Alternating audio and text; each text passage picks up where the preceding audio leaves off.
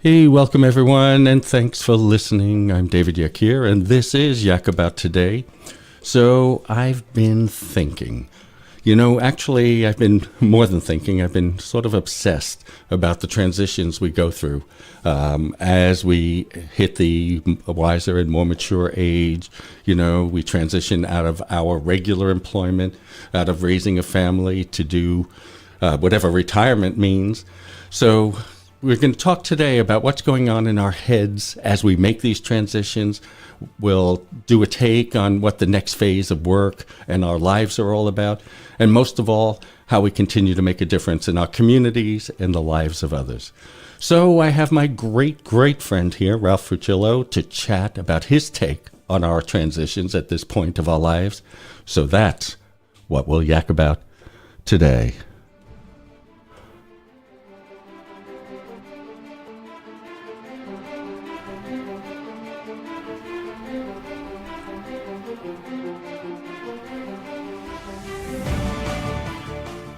What's up, everybody? David Yakir here for Yak About Today, hoping you are better, healthier, and more informed than any generation that came before.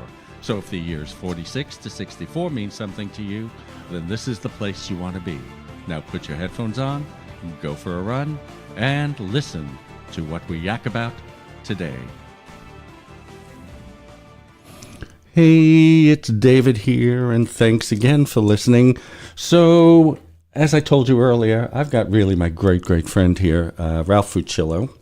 And one of the discussions we've been having at the dinner table is there's a lot involved in the transitions we make at a certain age when all of a sudden we're at that point where the families go on their own way and we're transitioning out of the employment or whatever we did that made our lives successful, or not in some cases. But we're hitting that age where we have to begin thinking about what is this part of our lives. And the reason it's so important, I think, is because this is the first generation that people refer to it as the boomers, that was sort of born from 46 to 64.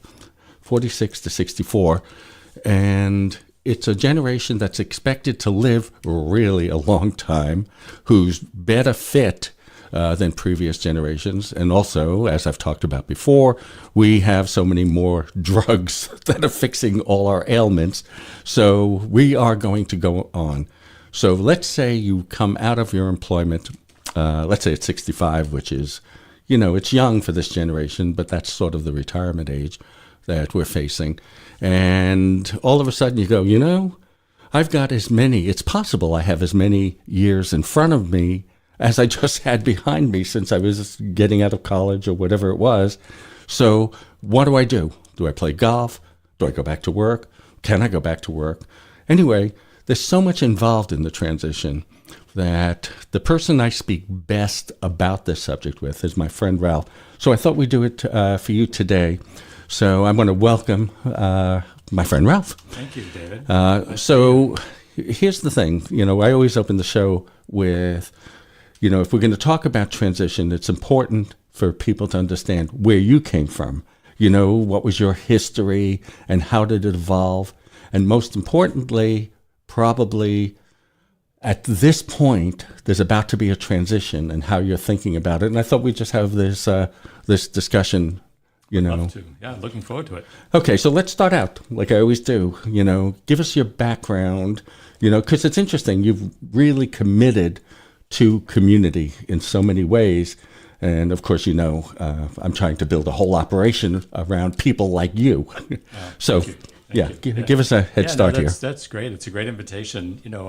I think from way back, being a high school teacher, you never imagined what your later life was going to be. It was a really meaningful early part of my career working with kids in development and setting them on hopefully the right track in their own lives. And then moving into the healthcare sector somewhere about 35 years ago, I worked for healthcare organizations, worked for health insurers, and one of the great privileges I had with those companies is to run the philanthropy for each of them. And that means basically running fairly large foundations focused on promoting health, trying to get grants and funding into communities where there's really a high need, whether that's lack of access to care, some particular problems like substance abuse or violence. We even worked in HIV, AIDS, and we worked in trying to resolve some disparities in health, and those come in many forms, including age, by the way.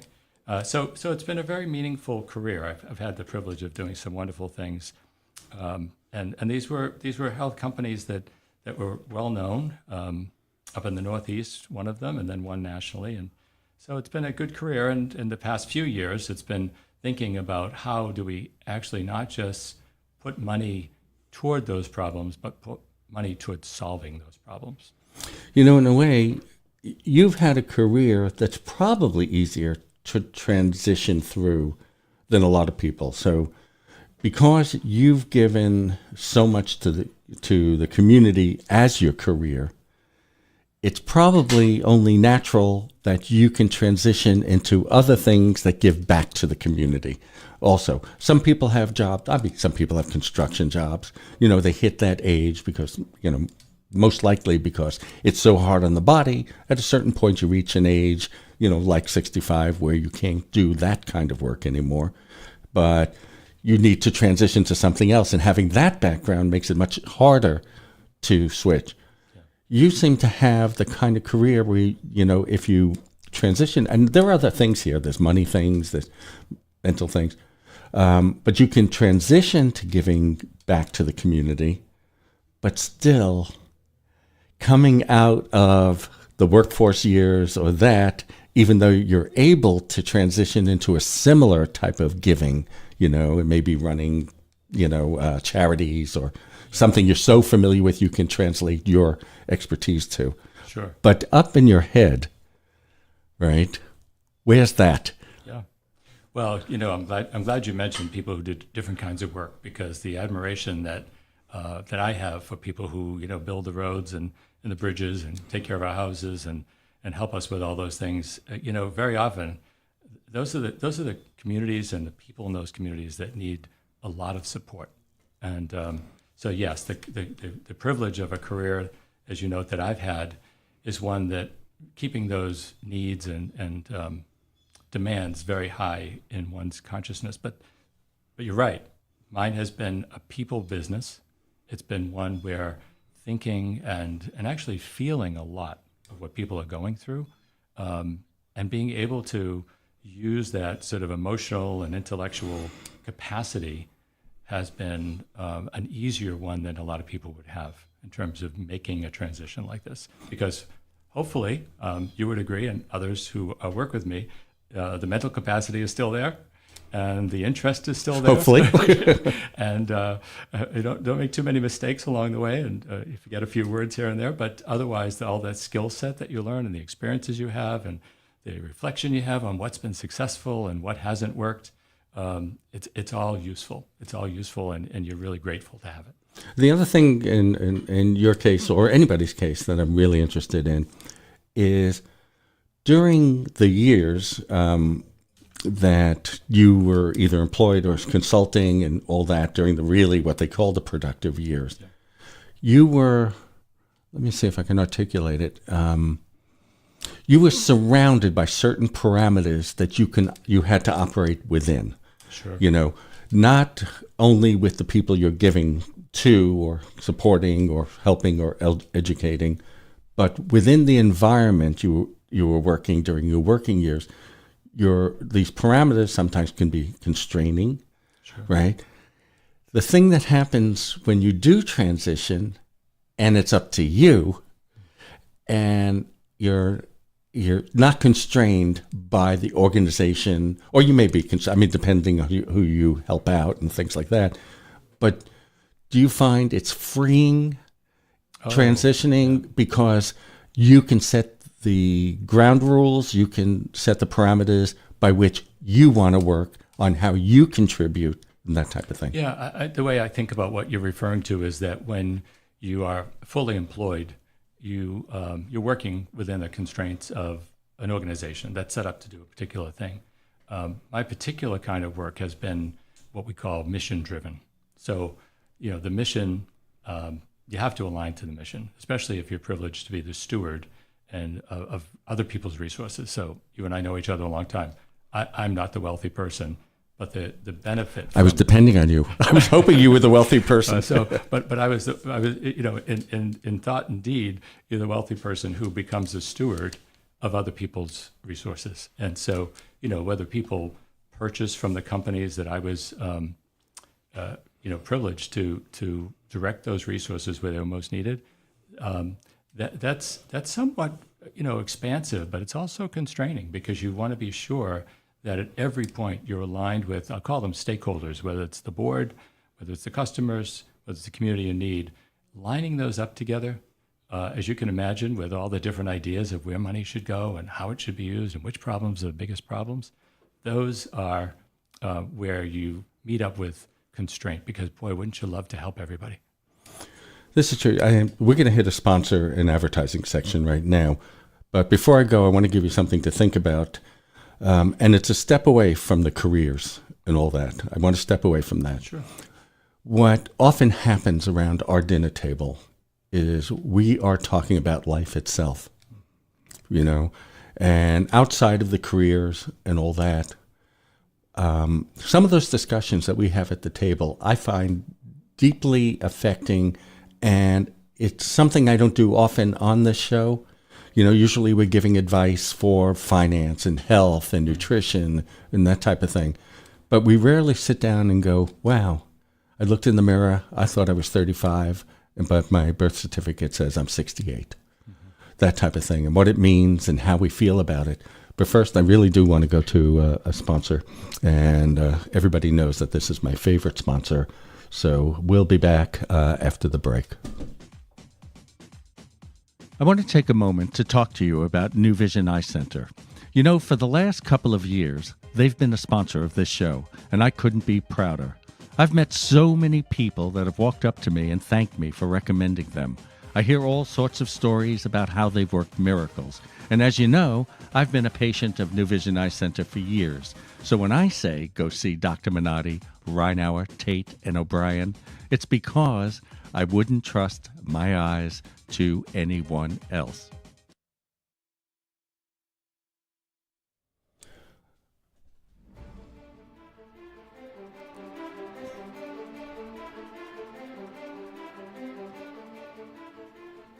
All right, we are back. I'm here with my great friend, Ralph Fuccillo, and we've been talking a lot about transitioning. And, that transition in life when you first hit that so-called retirement age. And by the way, the point I want to make about the retirement age is, some of our friends retired at 50. They had the financial capability of doing that, and they thought they had come to the end of their career. And some people use that magic number that's set by the generation before and set by Medicare and set by Social Security, that 65, 66 is the retirement age. And because you'll have additional income and health coverage, then all of a sudden we really do think about transitioning out of our career. So we've dealt a little about, transitioning careers, and I'm not sure how this discussion goes, honestly. I want to talk about how we feel about, I guess, you know what it is? How do we feel about aging type of thing? So it's the transition, right? But part of that is how we, we get up and all of a sudden, you have a little pain here and there and you go, oh, that's just a little pain. And then something else goes wrong. And then all of a sudden you're having cancerous moles taken off your nose and these things start happening. And when we sit at the table, and if I step back, a lot of our discussion is because we have such a huge past. We actually spend a lot of it remembering our past or talking through it.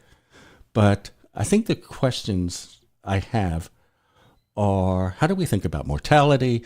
How do we think about, how do we feel about aging in general? Or some people just ignore the subject and they play golf and, I'm not sure exactly what the discussion is, but. Well, I think there is a lot of philosophical depth to what you're asking, and me, I always appreciate that. And I guess I'd start with a thought that's been on my mind a lot, and since we're talking about what we're thinking lately is, gratitude goes a long way.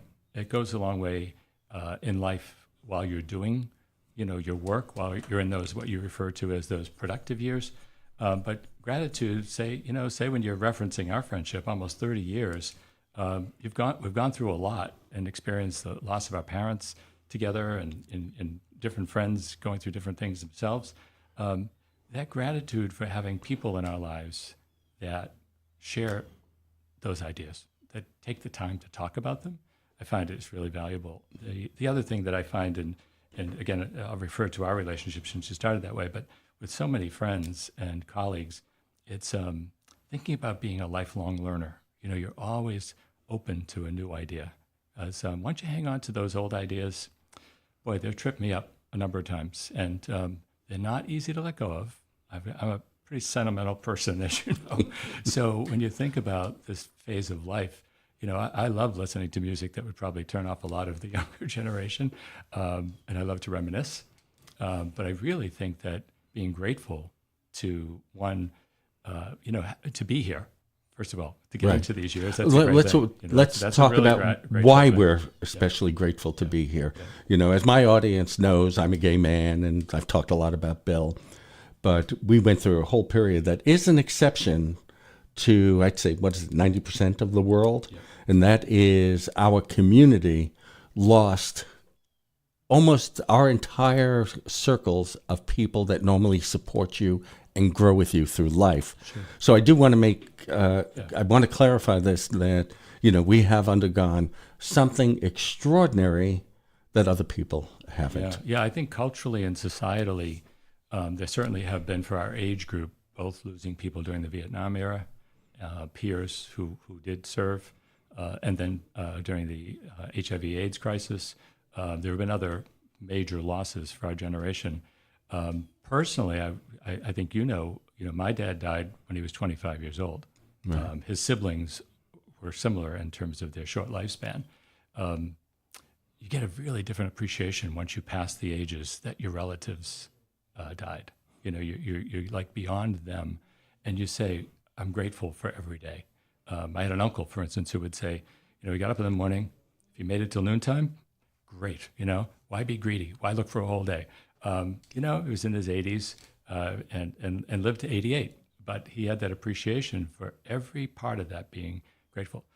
I think the other part of it is there's so much more to do for us. I think there's an array of opportunities that have to do with the kinds of things that we're invited into. Some of them, they're wishful thinking, and we wish we had the resources to do them. Others are very manageable. I think, I'm involved with the Rhodes Scholar program, which used to be called Elder Hostel. People love to go on the educational programs in our age group, learning together. Sharing. When you share that learning together, you're also sharing, how did you experience that lecture? How did you experience visiting that place? How did you appreciate being a roommate?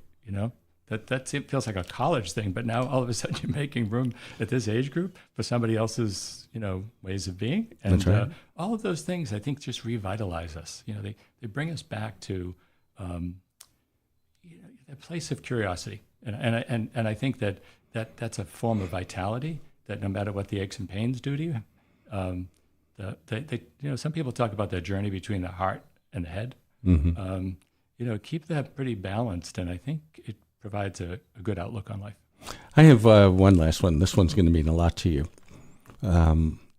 You're probably the most spiritual person I've ever met in my life. I mean, the easy things you do are always appear at weddings and funerals.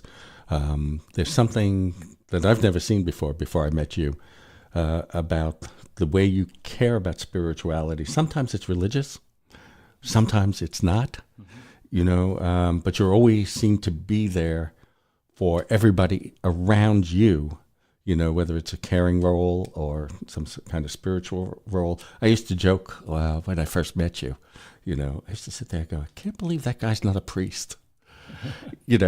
How did that affect? And I just want to give you a timing on this. We've got about 1 minute, sure. and we can continue this on another show. Yeah, well, thank you. That's another part of gratitude, I think, is that whether this makes sense to people, especially some colleagues who tend to be in science and intellectual space, and continuously questioning how can there be something greater than us out there. And it's always been easy for me to believe that there's something greater than us, whether people want to call that God or some other kind of spiritual power. And I also have had, as you mentioned, an opportunity to even try the priesthood thing a little bit, almost, but also just be invited into people's trusted relationship around believing together. And I think that's an important part of our overall well-being. It's something that I've always struggled with, honestly. It's, it's something, it's interesting. My mother and father, and I know I really got about a minute to do this. When my father died, or as he was dying, he died of ALS, he became more spiritual. In fact, he wanted a really religious Jewish burial. Interesting enough, before my mother died, she said, look, David, once I close my eyes and I die, there's nothing else out there, right? And this is sort of a 40-second answer. Who is better off? Oh, that is longer than 40 seconds. But I would say that, we all make our own peace and we all make our own wishes. And as long as we're walking on the earth, it's really meaningful to help people keep those commitments. And it's a privilege to do it. So, and thank you for having me. It's really great. Thank you. And in fact, we need to do this more often. I'm not sure we always have these conversations on this show, so it meant a lot to me. For you guys out there, if you have any questions, you can always reach me at yakabouttoday@gmail.com. That's yakabouttoday@gmail.com. And of course, you can always find us on Twitter, Yak About Today, and Facebook, Yak About Today, and everything Yak About Today. And you can listen to all our broadcasts by going to yakabouttoday.com. So until next week, I love you guys and peace.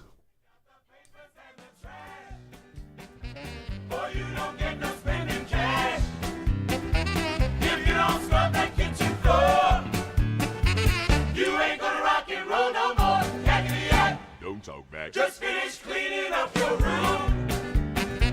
Let's see that dust fly with that broom. Get all that garbage out of sight. Or you don't go out Friday night. Yakety yak. Don't talk back.